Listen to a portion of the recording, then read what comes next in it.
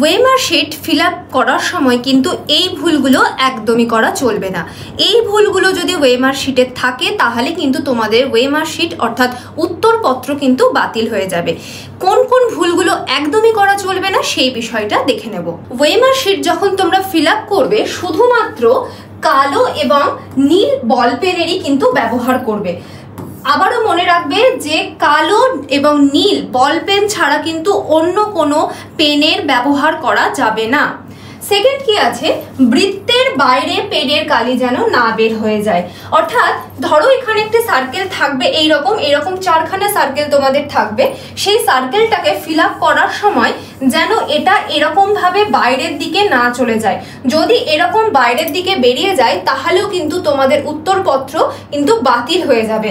তাই সার্কেল করার সময় তোমরা কিন্তু সঠিকভাবে এই বৃত্তের মধ্যে অর্থাৎ সার্কেলের মধ্যেই কিন্তু তোমরা এই গোল দাগটা কিন্তু দেবে। নেক্সট হচ্ছে ওয়েমার শিটে দাগ বা লেখালেখি করা যাবে না।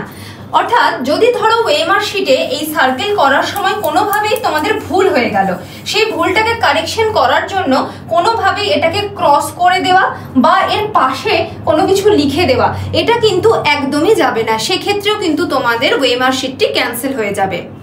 এই ওয়েমার শিট সংক্রান্ত আমি কিন্তু বিস্তারিত ভিডিও অলরেডি দিয়ে দিয়েছি, তাই সেই ভিডিও যদি তোমরা দেখতে চাও তাহলে নিচের লিঙ্কে কিন্তু ক্লিক করে দেখে নিতে পারো। Thank you.